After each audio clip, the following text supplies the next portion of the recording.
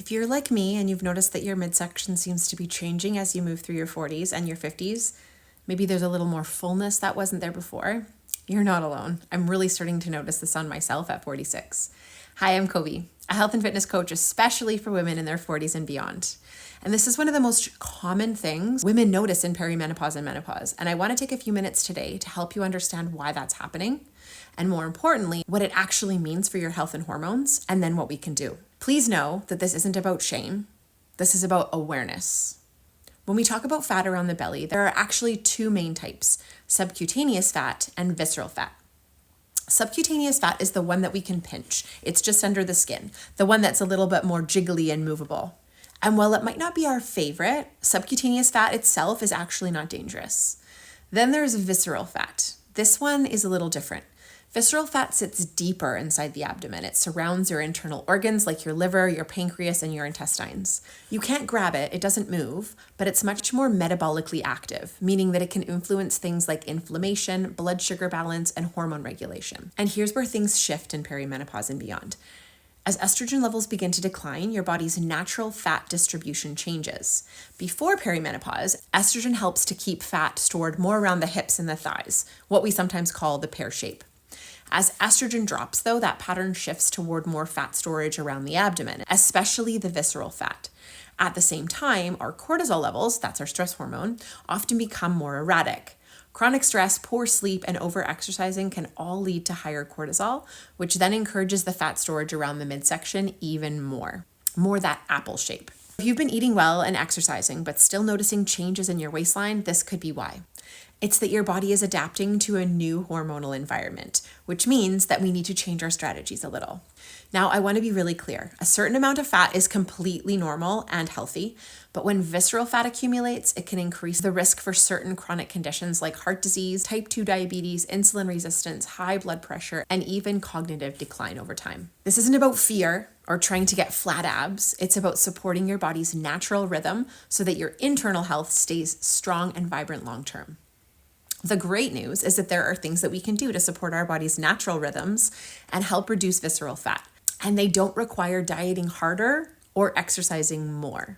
It's just some shifts and tweaks. The real key is supporting your hormones, especially cortisol, insulin, and those that influence sleep and recovery, so your body can naturally find its balance again. Number 1, prioritize strength training, especially full body workouts. You've probably heard this, but I cannot emphasize enough how important it is. Muscle is your metabolism's best friend. When you lift weights or use resistance bands, you build lean muscle that helps your body become more efficient at regulating blood sugar and cortisol. That means fewer spikes and crashes and less likelihood of fat storing around your midsection. 2 to 3 sessions a week of short, focused strength training, even 20 to 30 minutes, can have a big impact. I'll link a video for a couple of my free options in the description down below. Number 2, support cortisol regulation throughout your day. Cortisol isn't the enemy. We've heard a lot of bad things about it, but it's actually essential for energy and focus in the morning. The problem is when it stays high all day long and all night. To help your natural cortisol rhythm find its flow, try creating gentle bookends for your day, like nervous system anchors. In the morning, step outside within 30 minutes of waking or stand by the window for a few minutes of natural sunlight. This helps to set your body's internal clock and support healthy cortisol release. Take 3 to 5 deep belly breaths here before checking your phone or email. In the evening, dim lights an hour before bed. Try 5 to 10 minutes of slow breathing or legs up the wall or journaling to help your nervous system shift into rest mode. These small, consistent rituals remind your body that it's safe to relax, and over time, that helps reduce visceral fat driven by chronic stress. Number 3, sleep as a hormonal superpower. We hear it all the time. Just get more sleep. But if you're in perimenopause or menopause, it's rarely that simple. I feel you. Sleep can become lighter, more fragmented, and harder to come by, and yet it's one of the most powerful hormonal tools that we have for reducing visceral fat. And here's why. When you sleep, your body regulates cortisol, insulin, and growth hormone. These hormones determine how your body uses or stores energy and how easily you can build muscle and manage your blood sugar. So better sleep isn't just about feeling rested, although we like that. It's literally how your body restores itself, including hormone balance. Here are a few ways to make deeper sleep more possible. Build a ritual for yourself. Set a consistent rhythm. Go to bed and wake up at roughly the same time every day, even on the weekends. Consistency anchors your circadian rhythm. Keep your room cool and dark. A cooler environment around 18, 19 degrees Celsius or 65 to 67 Fahrenheit supports deeper sleep cycles. Cut off caffeine earlier. If you struggle with sleep, aim to have your last coffee or tea, or even cola, before noon. Caffeine lingers longer in our systems as we age. Wind down slowly. Give yourself at least 30 minutes between doing and sleeping. This includes soft and gentle things like stretching, reading, deep breathing, anything that signals your body that it's time to rest. I really like to take a magnesium biglycinate supplement an hour before bedtime. I find that after about 30 to 40 minutes, I notice myself starting to naturally wind down and then sleep deeper when I get into bed. Sleep isn't a luxury, although sometimes it feels like it is. It's actually a hormonal repair system. When you nurture it, everything else starts to work better. Your metabolism, your appetite, energy, mood, and fat regulation. Number 4, eat to keep your blood sugar steady. I've talked about this on other videos as well. One of the biggest drivers of visceral fat is blood sugar instability. When your blood sugar spikes, insulin rises, and insulin tells your body to store fat, especially around the abdomen. So balancing blood sugar isn't about restriction, it's about pairing foods wisely so energy stays steady and hormones can stay calm. Here's what it looks like in practice.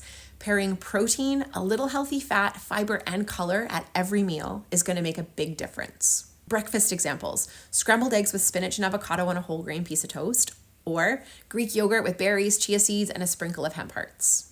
You can also check out my free 7-day smoothie challenge, link in the description, for quick grab-and-go recipe ideas. A lunch example: grilled chicken or tofu over mixed greens with quinoa, roasted vegetables and olive oil, or lentil soup with a side of salad and pumpkin seeds. A dinner example: baked salmon or tempeh with sweet potato and steamed broccoli, or stir-fry with shrimp, brown rice, and colorful vegetables. It doesn't have to be complicated, it just needs to be balanced. See the link in the description for 9 free recipe ideas. Here's why each part matters. So the protein is going to help to stabilize blood sugar by slowing down your digestion and reducing insulin spikes. It also helps to preserve that muscle we know is so important, which helps burn more calories even at rest and help to sort out that visceral fat. Fiber from vegetables, legumes, and whole grains feeds your gut microbiome and slows glucose absorption, keeping your energy and hormones steady. The color, which is full of antioxidants and phytonutrients from fruits and vegetables, reduces inflammation and oxidative stress, 2 factors that are closely tied to visceral fat and aging. When you eat this way consistently, you're training your metabolism to stay balanced, less reactive, less inflamed, and less likely to store excess fat in the belly area.